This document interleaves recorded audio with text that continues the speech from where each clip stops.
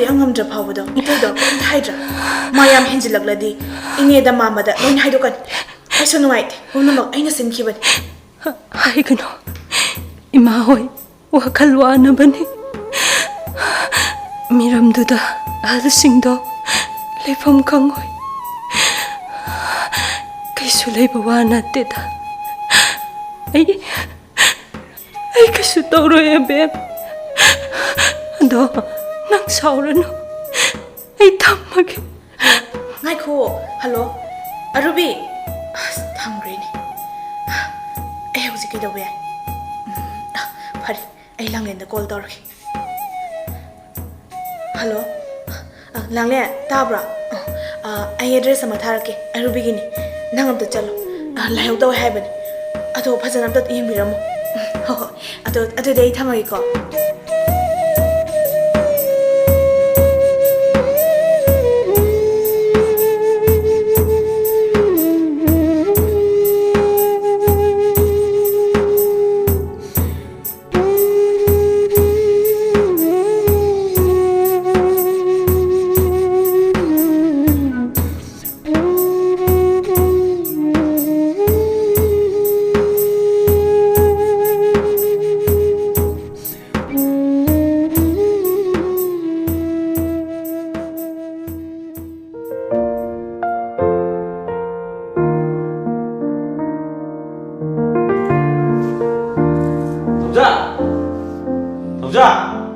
Mangal, lo, Thoujal, sangu.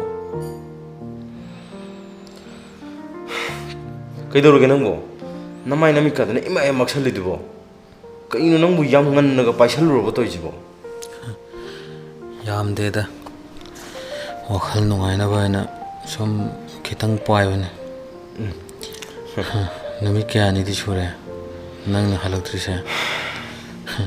Nang di yam nungaira maleda. Khara nungai thokpane. Adubune chatpa yaba chatluragane yumda hanjani khanbadane ko Manga yum mirai gano ko yumda lehuribi ma basu laina lawano as nangidamaktani haiduna yum kaidanaba khanduna nangna hanna phabu yengbidraba sinu ningsi bidra phawba khanglebi nupido maduni yumgu yumburem bi haisi Kaidoruge nangga mas emotional orba toijibo. Magumna phajaba nupi amatta leitrabane. Ha karigino nangna maje hekta thagalisibo. Maram chauna lei. Tamai masak khangdana masak phajai khanna khangnaruba taha lauruba igi nupido. Kaidoruge? Aron batam thiba mayam leirame. Karino hayo? Maithongda phajabane. Manungda tin charamene ita. Sengba? Magi aron manupa kaya ama leiramene. Thamoida hu phumlaga chimbalda khoi taibi palempham leitabi apaiba lechil oiramene. Masagi maranai selga yam paena aina haibada. Madi nupa ani humda cheluraga sel loina loktholaga paiba oiramene ta magi aronba singdo aina pharubadagi aina mabu otpani haiduna case hoina tawraklibani ne Kaino nang haijingjibo asengbaro? Asengwane koire mapamda laikhiba aduga nang nahange aingonda haidrisina kaiginoba nangdi nungaiba thibada aigi wari kasibu tabagi matam laikhibrane hoi se nang song nang haidu chum ado hojik kai hainariginibo case thengnari mana pamliba singdo ay amata piro mabasu ay sunglo loksilo aduga aina mabu otpa natte mana ingonda nam thak tawduna olibni habada ay soitanmaki utkini utkadabane mabu loksan da habaduna Nangi apamani. Maduda aina kaisu khut thinjaloi. Adubu maungda para amadi tambibidi fai. Nupi ngakta oirabasu khenadra manga. Manga nangna hanna phawu yengbidraba thina chaibiba nangi punsida magi mafam amatta pibidaba mahaktunadi nangbu mapuroibani khanduna khangli imung anigi mai khudanaba thona laina yumduda kapna leli aduga nangna masak fajabi singi profile thiduna message thajili Yare da Thoujal. amatta oirabasu reply laknaba maithongi fajabada ngaukhiduna fajaba karino masak khangdrena aina haiba mayamse nangmu nungsibagini aranba lambida chalhaningdabagi manga wakhal munna khalo maithong natraga maban thongi fajaba haibase khusemna fajahanba loina ya nungi fajabadi sena leibasu pungphang manga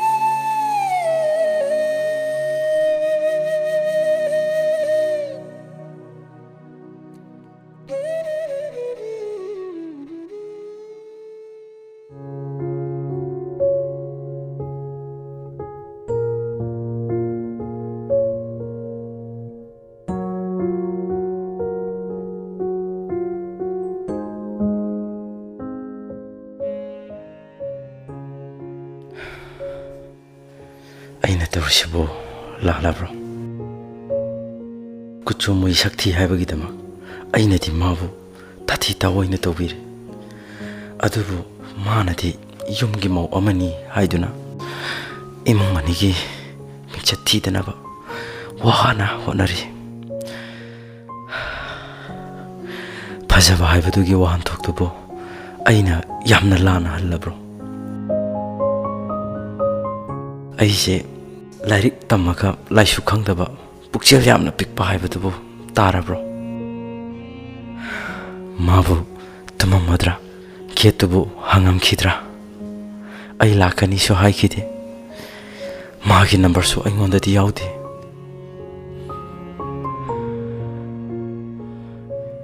get sibo lola jala pangthing di thengtre londene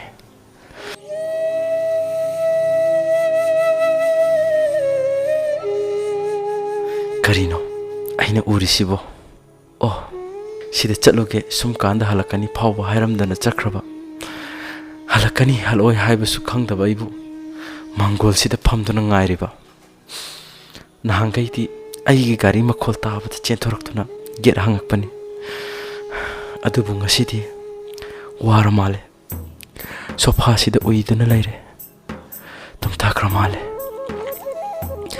aina get hanglibase matadre gari gi horon se khonga ma bodoksira ai hodoro geda geche tapna hanga ga dum Thoujal ge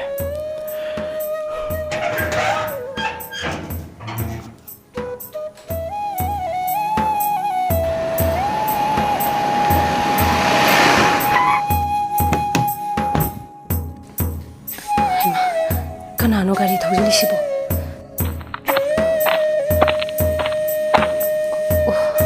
Mahoiriko aidi mabu ngaibada wamanduna tumtharuredana lakani haibadi hairakkiba leite adubu kadaida kaidawa chatkibanu khangdabanina halakadra khanduna nungtigi aina mabu ngairiba aibu magi manakta changsira changaro gechi oina lonsiluraki natte ꯃꯩ ꯍꯥꯟꯅ ꯑꯣꯛꯀꯗꯕꯅꯤ ꯃꯥꯡꯒꯣꯜ ꯀꯥꯕꯤꯔꯛꯈꯤꯅꯨ ꯌꯨꯝꯗꯒꯤ ꯀꯨꯏꯅ ꯆꯠꯊꯣꯛꯂꯨꯕꯅꯤꯅ ꯃꯩ ꯑꯃꯨꯛꯇ ꯑꯣꯛꯈꯤꯁꯦ ꯑꯁ ꯑꯃꯨꯛ ꯁꯥꯎꯔꯛꯇꯣꯏꯖꯥꯠꯂꯥ ꯑꯩ ꯃꯄꯥꯟꯗ ꯂꯩꯔꯨꯏ ꯍꯥꯏꯕꯁꯤꯕꯨ ꯃꯥꯕꯨ ꯈꯪꯉꯖꯥꯠꯂꯣ ꯅꯠꯇ꯭ꯔꯒꯅ ꯆꯨꯝꯅ ꯁꯨꯝ ꯌꯨꯝ ꯊꯥꯗꯣꯛꯎꯕꯁꯤꯗ ꯍꯥꯏꯔꯤꯖꯥꯠꯂꯣ ꯐꯔꯦ ꯈꯪꯉꯁꯨ ꯈꯪꯗ꯭ꯔꯁꯨ ꯃꯩꯁꯤꯗꯤ ꯑꯣꯛꯊꯣꯛꯑꯒꯦ ꯁꯥꯎꯗꯤ ꯁꯥꯎꯗ꯭ꯔꯤ ꯑꯗꯨꯗꯤ ꯑꯩ ꯃꯩ ꯂꯧꯔꯨꯔꯒꯦ ꯃꯁꯤꯕꯨ ꯅꯨꯡꯇꯤꯒꯤ ꯑꯩ ꯍꯜꯂꯛꯄ ꯉꯥꯏꯕ ꯖꯥꯠꯂꯣ ꯑꯩꯅ ꯆꯠꯂꯝꯗꯥꯏꯗ ꯃꯥꯅ ꯊꯣꯡ ꯍꯥꯡꯈꯤꯗꯕꯗꯨꯅ ꯀꯔꯤꯒꯤ ꯑꯣꯏꯖꯥꯠꯅꯣ ꯃꯥ ꯊꯣꯛꯂꯛꯑꯦ ꯁꯦ ꯃꯩꯁꯦ ꯑꯣꯛꯄꯤꯔꯣ ꯀꯗꯥꯏꯗ ꯆꯠꯂꯨꯕꯅꯣꯁꯨ ꯈꯪꯗꯦ ꯆꯥꯛ ꯆꯥꯔꯛꯄ ꯖꯥꯠꯂꯥ ꯍꯪꯉꯨꯔꯒꯅ ꯑꯃꯨꯛ ꯁꯥꯎꯔꯛꯀꯗ꯭ꯔꯥ ꯈꯪꯗꯦ ꯅꯍꯥꯟꯈꯩꯗꯤ ꯆꯥꯛ ꯆꯔꯥꯕ ꯈꯣꯠꯂꯕ ꯑꯗꯨ ꯑꯗꯥ ꯀꯩꯀꯩꯅꯤ ꯌꯥꯝ ꯍꯪꯕꯅꯤ ꯉꯁꯤꯗꯤ ꯀꯩꯝꯇꯁꯨ ꯍꯪꯉꯛꯇꯦ ꯆꯥꯁꯨ ꯆꯥꯔꯛꯇꯦ ꯊꯧꯖꯥꯜꯒ ꯀꯞ ꯌꯥꯕ ꯀꯞꯃꯤꯟꯅꯔꯒꯅꯤ ꯍꯜꯂꯛꯏꯁꯦ ꯐꯔꯦ ꯃꯥꯅ ꯀꯩꯝꯇ ꯍꯥꯏꯗ꯭ꯔꯕꯅꯤꯅ ꯑꯩꯁꯨ ꯑꯩ ꯀꯥꯗ ꯇꯨꯃꯤꯟꯅ ꯑꯗꯨꯝ ꯆꯪꯈ꯭ꯔꯒꯦꯗ ꯍꯩꯃꯥ ꯀꯩꯝꯇꯒ ꯍꯥꯏꯔꯝꯗꯦ ꯀꯥꯗ ꯆꯪꯈ꯭ꯔꯦꯅꯦ ꯑꯩꯕꯨ ꯍꯪꯕꯅ ꯆꯨꯝꯒꯗ꯭ꯔꯥ ꯃꯥꯒꯤ ꯀꯥ ꯃꯅꯨꯡꯁꯤꯗꯗꯤ ꯆꯪꯉꯔꯣꯏ ꯊꯣꯡꯖꯤꯟ ꯐꯥꯎꯕꯗꯪ ꯆꯪꯉꯒ ꯍꯪꯉꯒꯦ ꯀꯔꯤꯅꯣ ꯃꯁꯤ ꯅꯨꯄꯤꯁꯤꯕꯣ ꯉꯁꯤꯗꯤ ꯍꯣꯏ ꯃꯥꯏꯒ ꯀꯔꯤꯝ ꯍꯥꯏꯗꯦꯅꯦ ꯇꯧꯔꯤꯁꯤꯕꯣ ꯀꯩꯅꯣꯝꯇ ꯍꯥꯏꯖꯒꯦ ꯀꯔꯤ ꯀꯗꯥꯏꯗ ꯆꯠꯂꯨꯕꯅꯣꯁꯨ ꯈꯪꯗꯦ ꯆꯥꯛ ꯆꯥꯕꯤꯔꯕ꯭ꯔꯥ ꯍꯪꯗꯤ ꯍꯪꯉꯛꯏꯍꯦ ꯆꯥꯗ꯭ꯔꯤ ꯆꯥꯗ꯭ꯔꯁꯨ ꯌꯥꯔꯅꯤꯗ ꯆꯔꯥ ꯍꯦꯜꯂꯒ ꯇꯨꯝꯕꯁꯦ ꯌꯥꯝ ꯐꯠꯇꯦ ꯍꯥꯏꯅꯕꯅꯤ ꯐꯤ ꯍꯣꯡꯉꯒ ꯂꯥꯛꯄꯤꯔꯣ ꯑꯩ ꯆꯥꯛ ꯊꯥꯡꯗꯣꯛꯆꯔꯝꯃꯒꯦ ꯑꯗꯣ ꯏꯪꯗꯤ ꯈꯔ ꯏꯪꯉꯝꯃꯅꯤ ꯉꯥꯏꯍꯥꯛ ꯉꯥꯏꯕꯤꯕ ꯌꯥꯔꯒꯅ ꯈꯤꯇꯪ ꯀꯥꯝꯃꯒꯦ ꯌꯥꯔꯦꯗ ꯑꯔꯩꯕꯗꯣ ꯁꯨꯝ ꯆꯥꯔꯒꯦ ꯅꯨꯡꯗꯥꯡ ꯊꯦꯡꯉꯕꯅꯤꯅ ꯀꯨꯀꯔꯒꯗꯣ ꯑꯃꯨꯛ ꯀꯥꯝꯃꯨꯔꯅꯨꯗ ꯑꯁ ꯉꯁꯤꯗꯤ ꯑꯣꯟꯊꯣꯛꯅ ꯏꯪꯅ ꯇꯞꯅ ꯍꯥꯏꯔꯛꯈ꯭ꯔꯦꯗ ꯑꯩꯕꯨ ꯎꯕꯗ ꯁꯥꯎꯗꯨꯅꯇ ꯂꯩꯔꯝꯕ ꯃꯥꯅ ꯈꯪꯇꯞ ꯇꯞꯊꯔꯛꯏꯁꯤꯕꯨ ꯑꯩꯕꯨ ꯍꯔꯥꯎꯒꯗ꯭ꯔꯥ ꯀꯤꯒꯗ꯭ꯔꯥ ꯈꯪꯗ꯭ꯔꯦ ꯐꯔꯦ ꯑꯩ ꯆꯥꯛꯁꯦ ꯊꯥꯡꯗꯣꯛꯑꯒꯦ ꯑꯁ ꯏꯟꯁꯥꯡꯁꯤꯕꯨ ꯍꯥꯏꯐꯦꯠꯇꯪ ꯁꯥꯟꯈꯤꯁꯤꯔꯅꯤ ꯍꯩꯃꯥ ꯑꯁ ꯊꯣꯛꯅ ꯊꯨꯅ ꯂꯥꯛꯈ꯭ꯔꯦꯗ ꯈꯪꯁꯨ ꯈꯪꯉꯤ ꯃꯇꯧꯁꯦ ꯅꯣꯛꯁꯨ ꯌꯥꯝ ꯅꯣꯛꯅꯤꯡꯉꯤ ꯉꯁꯤꯗꯤ ꯃꯥꯅ ꯊꯣꯡꯕ ꯆꯥꯛ ꯏꯟꯁꯥꯡꯒꯁꯦ ꯆꯥꯕ ꯇꯥꯔꯦꯅꯦ ꯇꯧꯔꯤꯁꯦ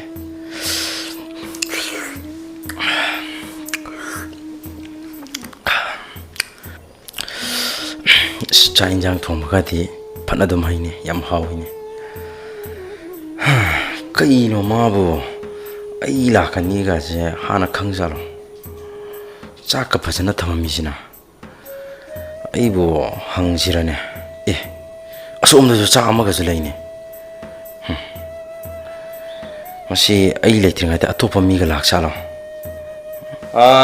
ꯑꯩꯅ ꯆꯥꯔꯤ ꯆꯥꯛꯁꯤꯕꯨ ꯀꯅꯥꯒꯤꯅꯣ ꯑꯁꯤꯗꯁꯨ ꯆꯥꯛ ꯆꯥꯂꯣ ꯑꯃꯁꯨ ꯂꯩꯕ ꯎꯏ ꯑꯩꯗꯤ ꯂꯥꯛꯀꯅꯤꯁꯨ ꯍꯥꯏꯈꯤꯗꯦꯀꯣ ꯁꯦꯡꯅ ꯈꯨꯝꯃꯨ ꯑꯁ ꯈꯪꯕꯨ ꯈꯪꯉꯤꯍꯦ ꯉꯁꯥꯏꯗꯩ ꯋꯥ ꯉꯥꯡꯇꯦ ꯐꯔꯦꯗꯅ ꯈꯜꯂꯒ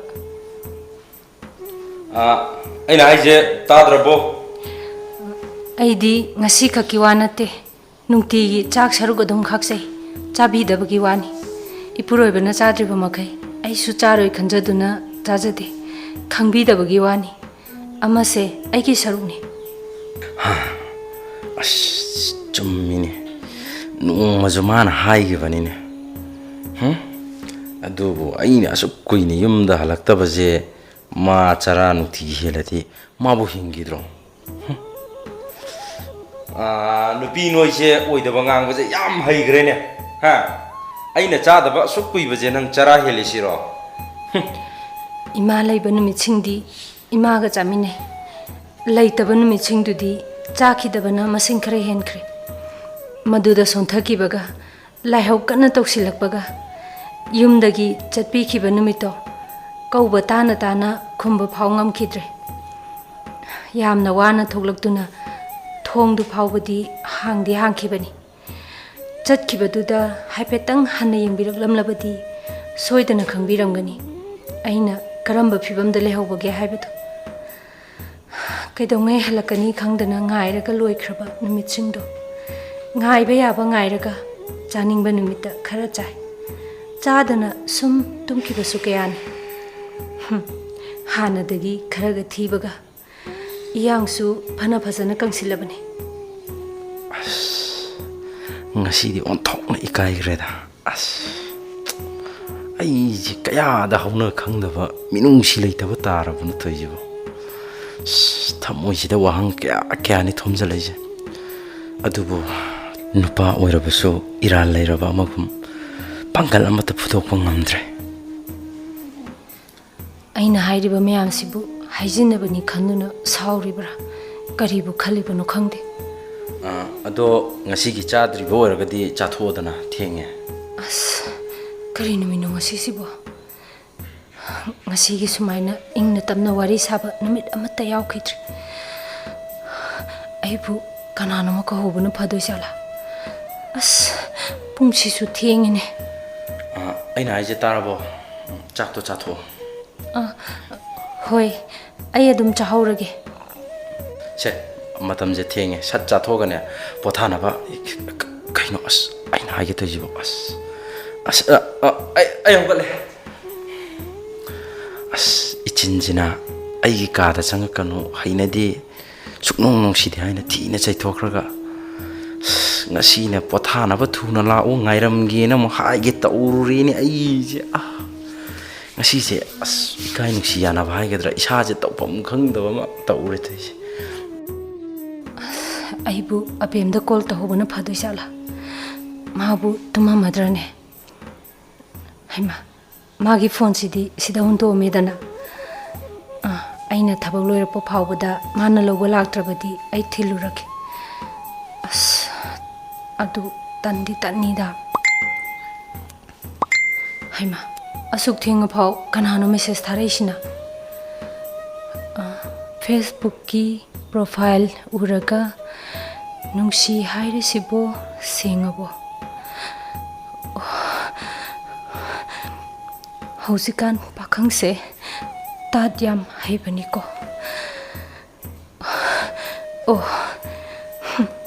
yumsida numit kyani hanjilaktaba aibu suknung nungsiba phawdaba ngamliba sidi masigi oire ko magi lok se hangba hairabadi atopa message kaya amasu yarum kiniko aibu hujik phawba taminna sum khangkhidra aina asuk wana imung ani gi mikcha thidana bahonari basibu are mata tahaladra nate ai karigumba kharadi tawdaba yadre ai phone sida lehoba male hoi lehawi sida leire bas ngasai di phana ina tapna lehoba ni sia hauji phok chak chadribo charodana chararoi chak chararoi habagi maram amadi soidana leramgani adubu hangbadi ngamdre phare ai thoge tapna sum matamna ahongba pujarani message meyam jidia mana ukhrazalo sibo uram madi ai bo to na phajadana lauram manida khantha udaba wakhal sina nisha pangkhalakpada matam lelu bani ne ngatang nongai be karibu thaoina chanana nusibade amta nateva sondong nei kai greda idia aina aigi ima ipa lanjadraba inem ikugi mingchat thidanaba awaba kaya ama khangki luraba phirep kaya ama su lauki phai handak aina lauriba phirep asina aroiba oirake mai pakpa mai thiba oiningba ama hekta oibada ai thamoi kanba tamlage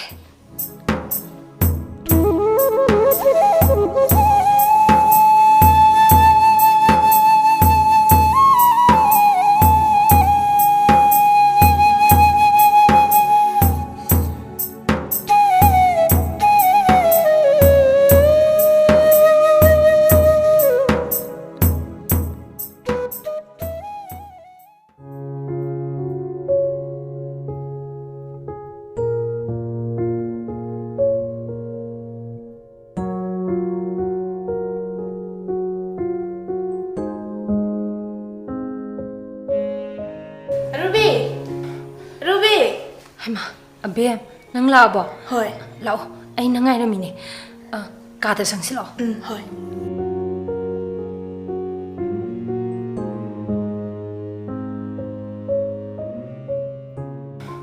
Karigino Abemjina laga ka manuga mabani kaktumina changrusina. Laktaba chupana kuirabani. Hek lakpaga mabani kakka sateta changini. Kari waribu oijano. Masidi tumina taage.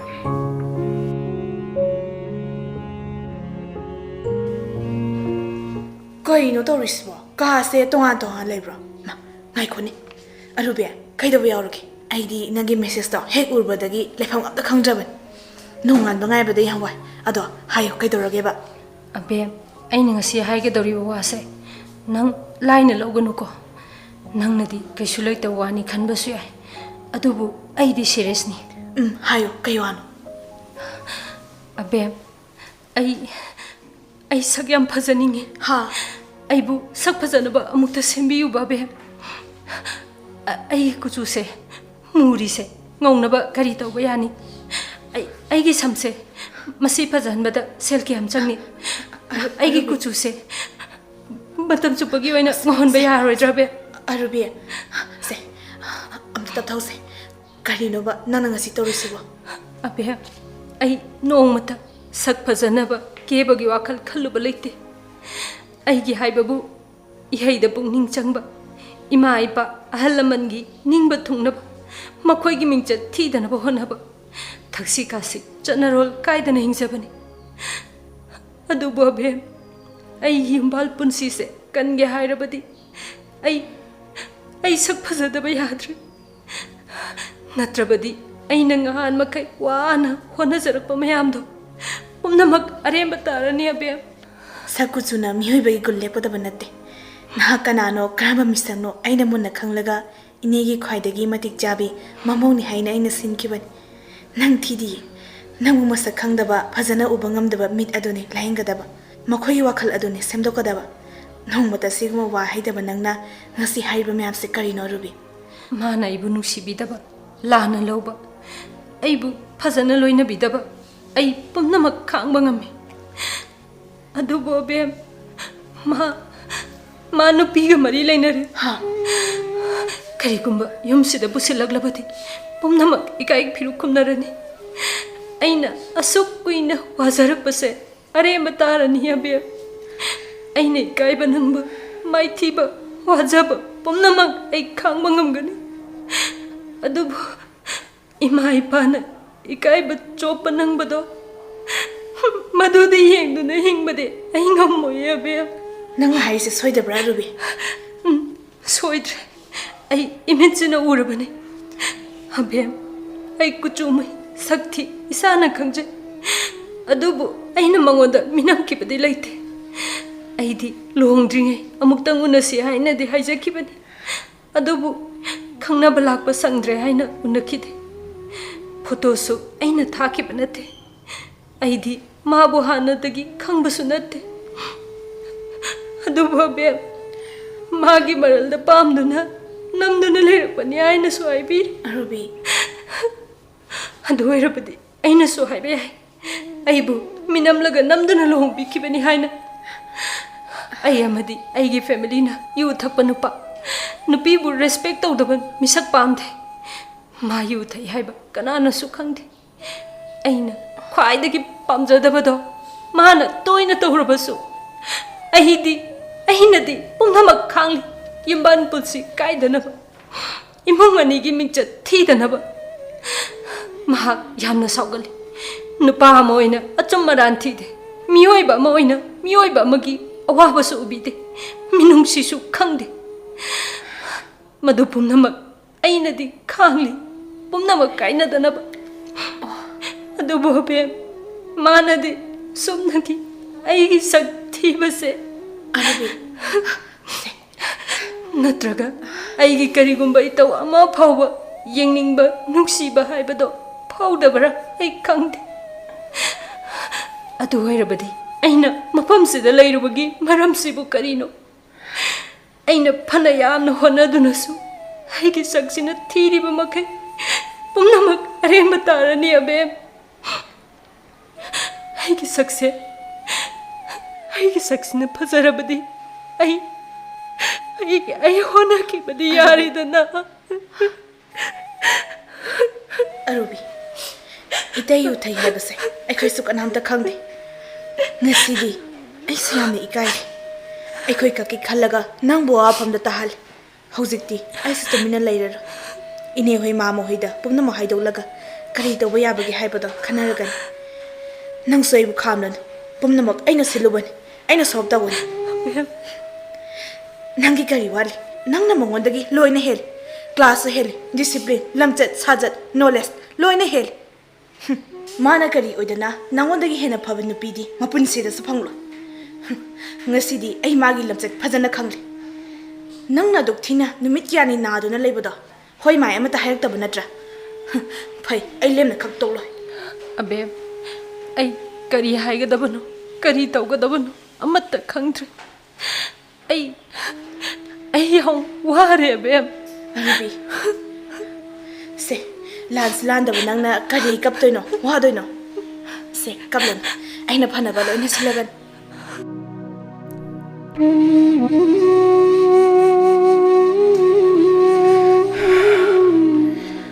ꯑꯩꯁꯤꯕꯨ ꯌꯥꯝꯅ ꯃꯤꯅꯨꯡꯁꯤ ꯈꯪꯗꯕ ꯊꯃꯣꯏ ꯀꯟꯕ ꯍꯥꯏꯕꯗꯨꯕꯨ ꯇꯥꯔꯕ꯭ꯔꯣ? ꯅꯨꯄꯥ ꯑꯃ ꯑꯣꯏꯔꯒ ꯀꯌꯥꯗ ꯄꯨꯛꯆꯦꯜ ꯄꯤꯛꯂꯕꯅꯣ ꯑꯩꯁꯦ? ꯑꯩꯕꯨ ꯃꯥꯒꯤ ꯃꯥꯡꯗ ꯂꯦꯞꯄ ꯉꯝꯈꯤꯗ꯭ꯔꯣ?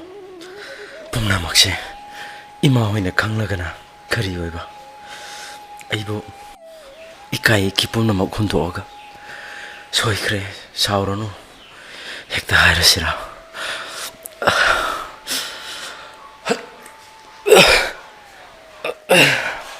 ꯑꯩꯒꯤ ꯄꯨꯛ ꯅꯥꯕꯤꯁꯦ ꯑꯃꯨꯛ ꯍꯧꯔꯦ.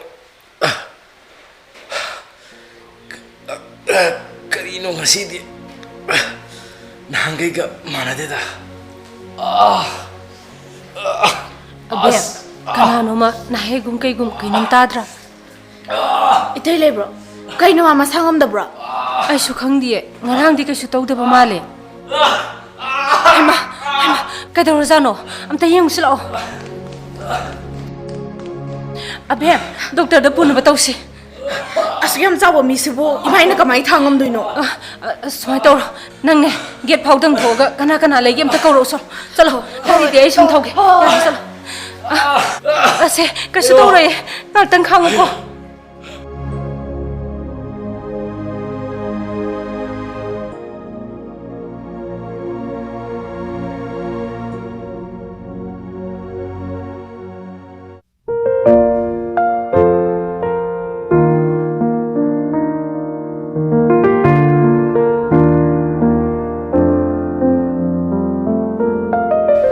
Arubi, ine da pau haikrabani. Operation su loire, kaisu problem leero hairabani na ine khak laglani haibani.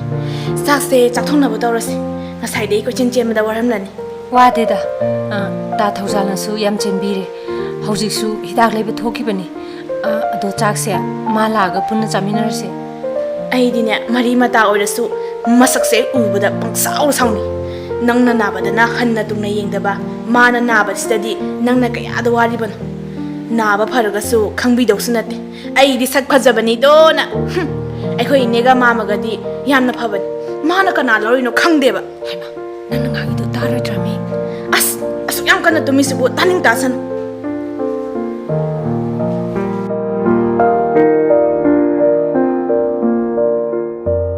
ꯑꯩꯁꯦ ꯉꯁꯥꯏꯅ ꯃꯦꯀꯞꯇꯤ ꯊꯣꯛꯑꯕꯅꯦ. ꯃꯥ ꯃꯊꯟꯇ ꯂꯩꯔꯝꯕꯁꯤꯗꯅꯦ ꯏꯀꯥꯏꯃꯟꯗꯅ ꯁꯨꯝ ꯇꯨꯝꯖꯟꯅꯕꯅꯦꯕ. ꯑꯗꯨꯒꯅꯦ ꯃꯁꯤꯒꯤ ꯑꯉꯥꯡꯁꯤꯅꯅꯦ ꯑꯃꯨꯛ ꯑꯁꯣꯛꯄꯗ ꯑꯃꯨꯛ ꯊꯨꯝ ꯑꯃꯨꯛ ꯊꯥꯛꯆꯜꯂꯛꯑꯦꯕꯁꯦ. ꯃꯁꯤꯒꯤ ꯑꯉꯥꯡꯁꯦ ꯐꯔꯣꯏꯗꯧꯔꯤꯍꯦ. ꯑꯩꯁꯨ ꯂꯥꯟꯈ꯭ꯔꯦ ꯁꯣꯏꯈ꯭ꯔꯦꯕ ꯏꯁꯥꯅꯗꯤ ꯈꯪꯉꯦꯕ. ꯅꯨꯄꯥ ꯑꯣꯏꯔꯨꯕꯒꯤ ꯁꯠ ꯍꯦꯛꯇ ꯍꯥꯏꯕꯗꯣ ꯉꯝꯗ ꯇꯧꯔꯤꯅꯦ. ꯊꯧꯖꯥꯜꯗꯨꯁꯨꯅꯦ ꯈꯤꯇꯪ ꯊꯨꯅ ꯂꯥꯛꯑꯗꯤꯅꯦ ꯃꯤꯠꯁꯦ ꯄꯥꯡꯊꯣꯛꯑꯒꯦꯕꯨꯅꯦ ꯃꯁꯤꯁꯨ ꯁꯨꯛꯂꯥꯛ ꯍꯦꯛ ꯂꯥꯛꯇꯦ. Abem, aidine khangbra, magi ngasai anaba horukpai mawongdo. As pakhatpana sauningbaga loina phagibai wanida. Ado nang aina haibasingdo ima hoida hairukinuko. Ana yeng maraksida amuk nungainararoiba. Oh, sidanine.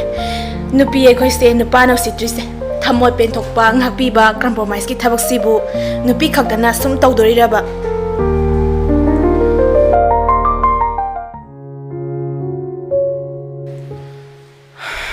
Arubi, nahaki puksialse. Hausikta de yam kalakchari. Yam pamuri. Aina nangbu kaya hada wahalaba. Adugane aigi asuk yam wajariba. Aibu asuk yam nuksijariba misidane. Masi angangsirane kak amuk tawur som. Masi angangsi. Abem, nang sula medana. Sak porak la bro. Hoi, jaksu ta Thoujal gisu yauna prok labani. Kai insang no ne. Soibumga ngakraga thongba amaga ironba amaga siyauri. Ish, hauni hey. Ama sibu hojik phawba mikap thok tui bazala. Mamit sidi pangdi pangi ne. Manga, nangbu yam nari barne. Operation tauba kuidribane na. Nadeda. Nada na beta le si phawba sak takat padi tok tri ne. As.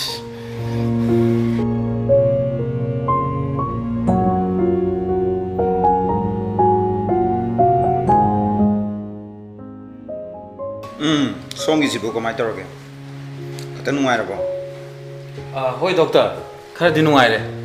Masa nungai ram ni na marai ju toba hore ya doctor. Se hapetek check toge ko. Kisi toroi da. Matam chana porapani na. Kata thing darama ba. Critical hoini he. Adu doctor, appendix pu hakchang da kari mata su kana de hai. Somaina pharak ta do sharu ko lok thok ki bada kari akai ba lagi doctor sibo. Ado hoji kan je si ki problem se yang oina re doctor. Saba thakpa de khara section biu. Kisi toroi da. Pakat pigar. Hoi doctor. Ado doctor yum daga han bagi matang sibu karam kan daga han ba ya ga dage. Oh, hayeng adum han yani da. Ngasi gidi mapang di pijabiram. Hayeng adum khara pijabiram. Kisi toroi da. Haksa angkal. Phani doctor. Sister. Thozi. Manga, pambai leite ne ha. Insang ahau base ekoi charga nang nang yeng ba ta bani ne. Yeng tare dana. Nangai aina hauna charaga mi jara yala lubagi. Aish, wata ama tawida. Madugi matang dumadi ekoi khangde ko. Chak chana ba tawsi se. Manung sida mi yam labada ani dagi hengano haibane. Aina namdana changlakpai wane. Ado ahing di noi kana laiba kamai tawba. Yam kana serious hoidrabanina ai sum lehorage. Tada hoi yumda pothabiruru. Ado yumdana kana lehoraba. Khoi maga babunga chatkrabani. Sidana aiga rubiga leminarona lakban. Minga kauradana. Thoujal. Nangjo ngasaidagi kochen jembada waramani. Yumda gyan tana pothagi ju potharuroda. Nuai da. Hayeng halado sibu. Ngasi di adum leirage. Manung da leibadine yararo. Ado mapanda adum leirage. Ado sak charse. Ai ju sak lame ba. Ado manga akoi sak charge ko. Nang yeng ko koi charge.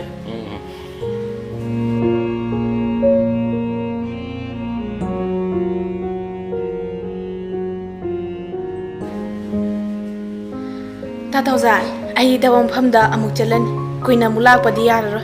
Ngarang dabu tangai phadabagi lakpan. Hauji chaladabani. Aduna Arubi bani kainamta chaminaruge. Doctor laglabaso discharge adum ihenbiram. Ho, chaluro. Yagadrane. Yani se lao. Yani, tholuro. Ado room number di kaung ko.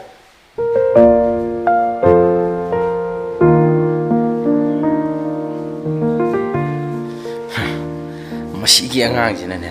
Shin balang ba ahai apa sawa hai graponi. Mana ahai apa sabai natro. Nang na asinu pije phangjari ja. Akoi dine aina ahai apa sawa ki kari sare hujikti ha. Adu budi chome. Ma boy gi oina phangjaba se. Ai ja laibak yamna phai. Aina ma bo sak khangudri. Hujikta kok to light ngalak pro. Wakhali khan dana aran balam bi da salam da kitang ngai bani nang. Nang gida mana kaya ada wajaba.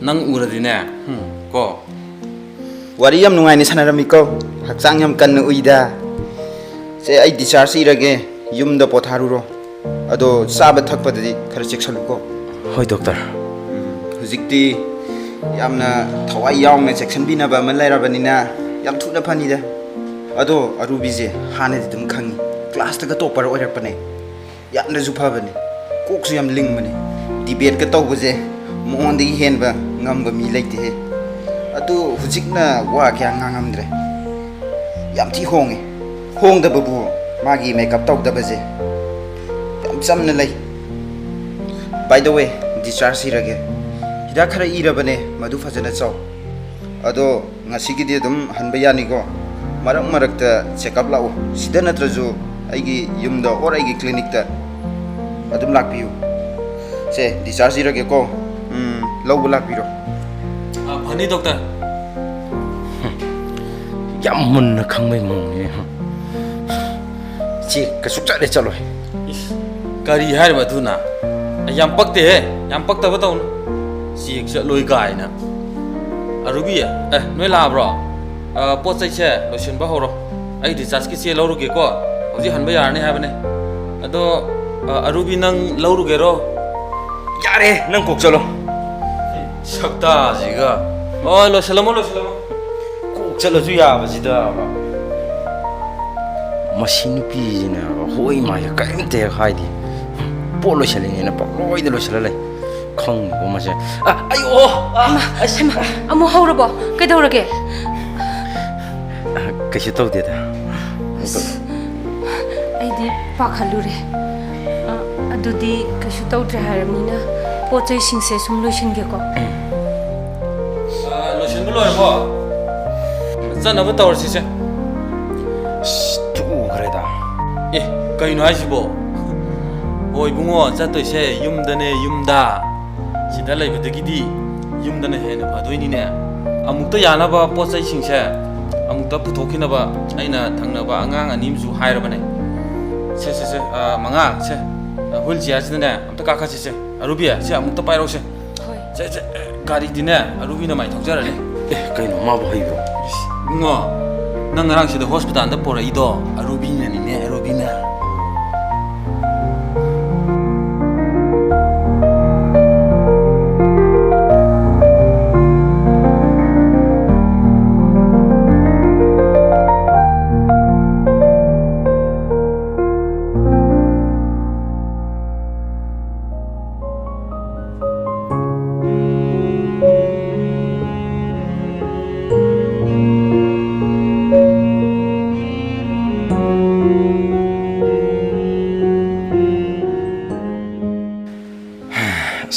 Thoujal lairingai dadi khara phaisa ibani khak ngai bajidadi mihul gaji thak thakale nupa oire ju lalurabanina ikai bisu phaure adubu hayengdi ima ju lani ima yo tringai da phajanam ta hayobuna di phani sa oh malai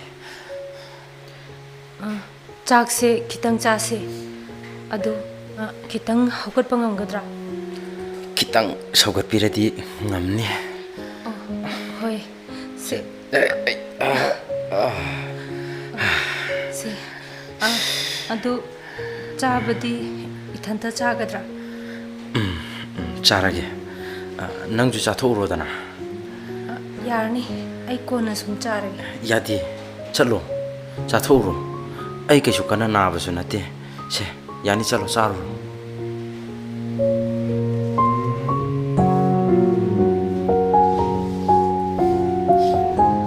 Hidak sida leire ising su. kadai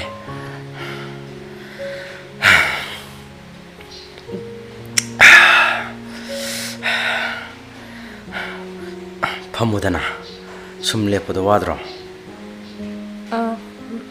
Tumadra ngayak leikhidra. Ka se laknabanina horel nungai taba yawrusu kauba tanaba ngasidi sofa sida oina sum leijage yaroidra.